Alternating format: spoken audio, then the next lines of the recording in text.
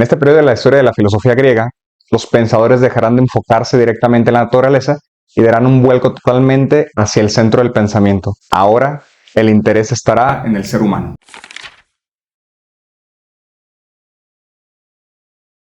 Bienvenido a Café y Filosofía, yo soy Oscar Navarro.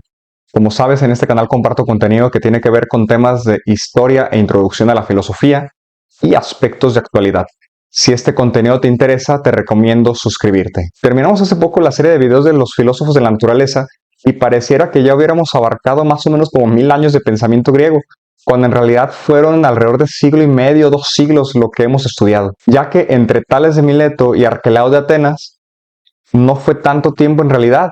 Estamos hablando de que Tales vivió más o menos en la segunda mitad del siglo VII a.C. y principios del siglo VI.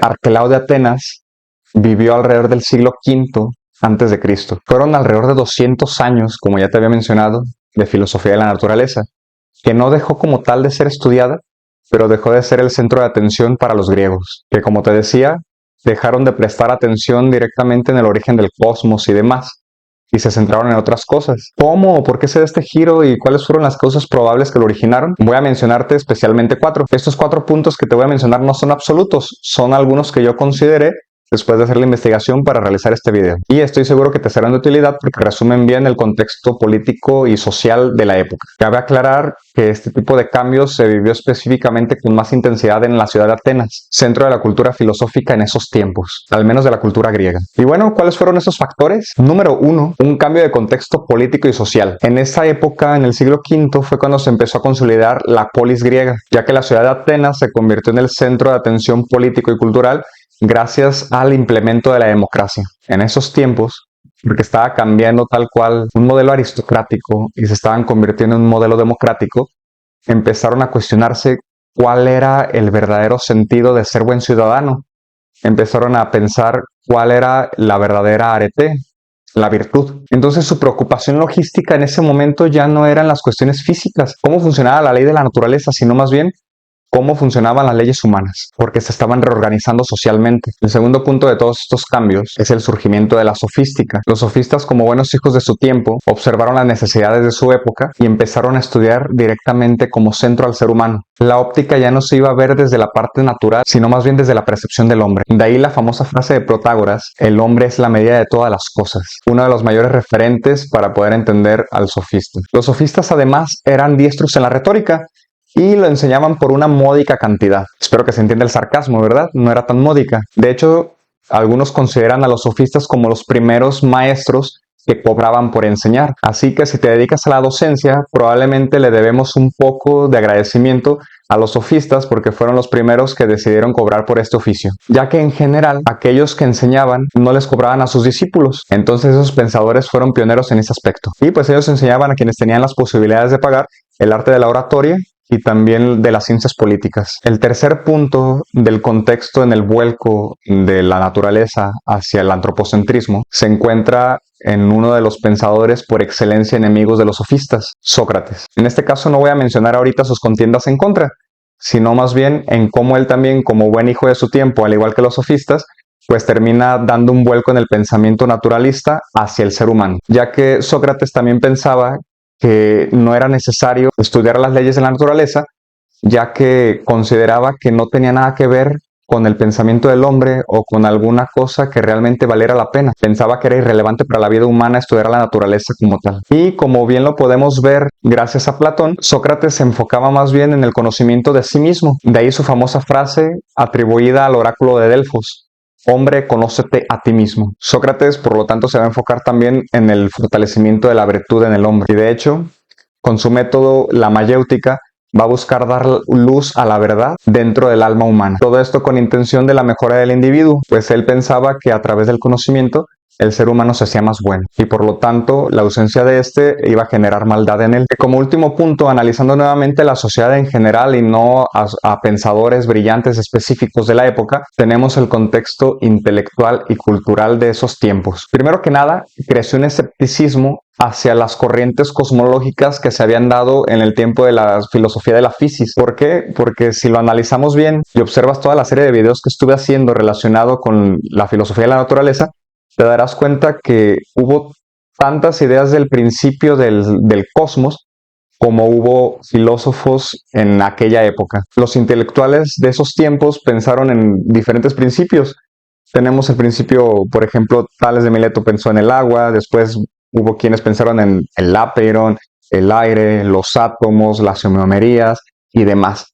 Entonces, entre una serie de desacuerdos, por así decirlo, entre uno y otro, que cada quien tenía su postura, pues obviamente la sociedad creció en el escepticismo de si realmente se podía encontrar un principio y si realmente valía la pena estudiar la naturaleza. También el contacto de la cultura griega con otras culturas a través del comercio abrió un panorama muy grande, ya que se dieron cuenta que había muchas maneras de interpretar las leyes y diferentes maneras de organizarse socialmente. Por lo tanto, los griegos también estaban muy interesados en estudiar las costumbres y leyes humanas y por qué podían variar dependiendo de la cultura y el lugar geográfico en el que se encontraran. Y bueno, pues después de haber analizado el contexto social, cultural, político y demás que se vivía en esa época, me voy a centrar solamente en uno de los puntos que toqué y que mencioné hace rato: la sofística. Vamos conociendo poco a poco en qué consistía ser sofista. Primero que nada, el término significa sabio o experto en el saber. Aquí desconozco si pudiera ser influido el término por un poco de soberbia intelectual, te lo debo para otro video, con respecto al término filosofía. Filosofía hablaba de una persona amante de la sabiduría, es decir,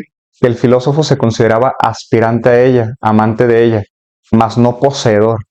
Y el término sofista hace referencia más bien a alguien que sí es sabio, alguien que posee la sabiduría. No adelanto conclusiones porque, como te dije, no investigué más a fondo en el caso, pero pudiéramos hablar, por lo que se conoce de los sofistas, de que tal vez tenían un poco de soberbia intelectual en ese aspecto. De hecho, estos pensadores llegaron a ser duramente criticados por Platón y Aristóteles, y lo podemos ver muy bien reflejado en sus obras. De hecho, como tal, el haber sido juzgados de manera tan dura por Platón y Aristóteles hizo que muy probablemente no se profundizara como realmente lo merecían en su estudio. De hecho, por el motivo de que Platón y Aristóteles los criticaron tanto, la historia de la filosofía los dejó relegados durante mucho tiempo y no se profundizó realmente en su sistema de pensamiento, lo que provocó que su movimiento fuera pues desvalorado durante mucho tiempo. E incluso algunos filósofos lo consideraron como una época de decadencia en el pensamiento griego. Pero en algún momento de la historia por fin se hizo justicia y a alguien se le ocurrió profundizar más a fondo para darles una revaloración, porque hay que recordar que nadie es tan mentiroso que no puede decir una verdad. Más adelante vamos a ver por qué eran tan mal vistos los sofistas.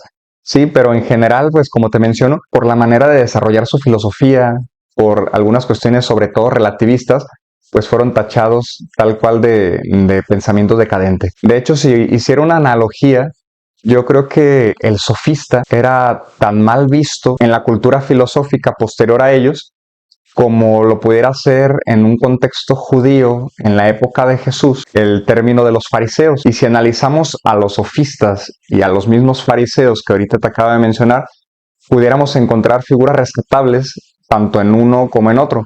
Aunque uno es un contexto intelectual y el otro es un contexto religioso, creo que análogamente tienen esa similitud, en donde quedaron tachados históricamente por ciertos comportamientos o por ciertos personajes específicos que mancharon su nombre. Hoy en día, la historia de la filosofía, sin subirlos a un pedestal, les ha dado un lugar reconocido dentro de la reflexión helénica, rescatando sus aportes en el mundo antiguo. Ya vimos que por diversos factores en el mundo griego, durante el siglo V hubo un vuelco muy drástico entre la cuestión cosmológica y el pensamiento antropocentrista. Pero con los sofistas creo que se vio muy remarcado. Sus reflexiones estaban especialmente concentradas en una ética pensada para la política. Aportaron a la retórica, al arte, a la religión e incluso a la educación. De hecho, todas esas cosas juntas hoy se pueden considerar como ejemplos de cultura en la sociedad. Por eso menciono que no necesariamente el sofista debe de ser tachado como algo malo y totalmente decadente en el pensamiento filosófico. De hecho, pudiéramos decir que con ellos se introdujo el periodo humanista dentro de la filosofía helénica. De todo este contexto que te mencioné anteriormente y que fue donde nacieron los sofistas, hubo cosas que favorecieron todavía más a su surgimiento. Específicamente considero dos. Lo primero, la crisis aristocrática que ya te había dicho, que dio origen a la democracia, al poder del pueblo. Y en segundo lugar, la influencia de otras culturas dentro de Atenas. Entonces, estas dos cosas junto con lo otro que ya habíamos comentado, pues definitivamente les dio una apertura muy grande para que pudieran desarrollar su pensamiento. Algo que vale la pena mencionar dentro de los dos puntos que te acabo de decir es la cuestión de la crisis aristocrática, porque implicó una crisis también en la concepción del arete o sea, de la virtud. ¿Por qué? Porque ya no se estaban viendo los mismos valores que consideraron los aristócratas. La sociedad aristocrática tenía ciertos valores que consideraban universales, que consideraban importantes para fundamentar su sociedad. Entonces, los valores que en la época aristocrática eran estimados, pues ya no lo eran dentro de la época democrática. Por ejemplo, una de las creencias de esta época que se había derrumbado fue la convicción de que la virtud estaba ligada al nacimiento. Es decir, las personas nacían o no virtuosas, no necesariamente consideraban que podían llegar a serlo. Al momento de que se derrumba la aristocracia y empieza la democracia, la sociedad ya no pensaba directamente eso. Entonces, una de las cuestiones que se pusieron en tela de juicio fue el modo en que se adquiere, por ejemplo, la virtud política, la virtud para gobernar, para tomar decisiones en la ciudad. Entonces, dentro de este contexto, los cambios en los valores que consideraban universales, el descubrimiento de leyes en distintas partes del mundo que no eran iguales a las de ellos, cuando ellos pensaban que la ley se daba de manera universal y natural en todas las sociedades, terminaron preparando la tierra para las ideas relativistas que quedaron tan marcadas en los sofistas, ya que entendieron que lo que para ellos pudiera ser eternamente válido, en otras culturas, en otros lugares, no necesariamente lo era. Incluso pudiera ser irrelevante. No estoy diciendo necesariamente que el relativismo esté bien, pero es importante que veamos en qué contexto creció este tipo de pensamientos para que entendamos y comprendamos mejor por qué lo empezaron a desarrollar. Entonces, los sofistas, pues, al final de cuentas, supieron darle forma y sistema a cuestiones e interrogantes que en la época se estaban dando. De hecho, este entendimiento que tuvieron de la realidad atrajo rápidamente sobre todo a pensadores jóvenes, y creo que es un claro ejemplo de por qué es importante que la filosofía logre aterrizar en la realidad. ¿Por qué? Porque no tiene que quedarse únicamente en la cuestión intelectualista, sino que tiene que permear de manera muy concreta en lo que se está viviendo socialmente, lo que el mundo está experimentando. Entonces supieron difundir al final un nuevo estilo de pensamiento y lograron hacer de esa difusión una nueva manera de vivir, convirtiéndola en una profesión. Y bueno, si una de las cuestiones más remarcadas que tuvieron los sofistas fue justamente el relativismo, pues obviamente no iban a estar todos necesariamente de acuerdo con la misma cosa, los mismos conceptos y demás. De hecho, en estos periodos se pueden distinguir específicamente 4 grupos de sofistas. En el primer grupo tenemos a los famosos maestros sofistas de la primera etapa. En esta generación hubo algunos maestros rescatables que incluso el mismo Platón llegó a tenerle cierto respeto. No necesariamente que estuviera de acuerdo, pero sí consideraba que tenían un fundamento fuerte en su pensamiento. No por eso dejó de atacarlos como tal. En el segundo grupo tenemos a los sofistas ergotistas. Estos de plano empezaron a desvirtuar a los sofistas de la primera generación. Bueno, no directamente a ellos, sino más bien en la manera de hacerla sofística. Llevaron al límite el aspecto formal de su método, perdieron interés como tal en los contenidos e incluso descuidaron la parte moral. Se fueron totalmente a un extremo que en la época se consideraba inmoral. Un tercer grupo de ellos fueron sofistas específicamente políticos, que como su nombre lo dice tal cual, pues utilizaron los fundamentos sofísticos para alimentar la cuestión política. De hecho, en este grupo llegaron a excesos como, por ejemplo, teorizar la inmoralidad. En el último grupo, el grupo 4, está un grupo de sofistas que ya no se consideraban como parte de la escuela de la primera generación. Este grupo de sofistas tomaron el nombre de naturalistas. ¿En qué sentido? En que oponían la ley natural de la ley positiva. Las leyes positivas son específicamente las leyes creadas por el hombre, por el Estado en este caso, y privilegiaban las leyes naturales relativizando la ley positiva. Y bueno, pues así de manera general, este es el panorama de cómo empezaron a surgir los sofistas dentro del pensamiento helénico, dentro de la filosofía. Y como para ir desglosando un poco más, sería interesante ir viendo qué características más profundas tenía cada grupo.